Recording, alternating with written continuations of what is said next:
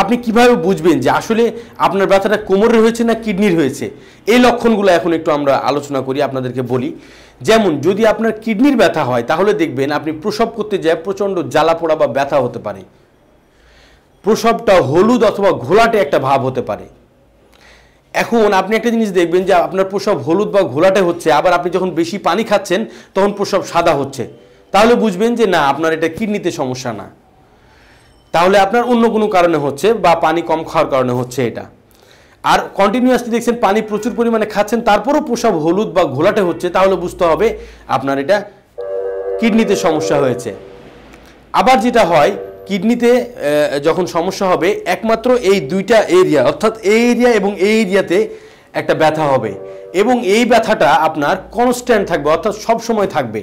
আপনি হয়তো মনে করতেছেন ডানে বামে ঘুরতেছেন, মুভ করতেছেন, যাই করতেছেন কমে যাচ্ছে, না, এই ব্যথাটা আপনার কমবে না,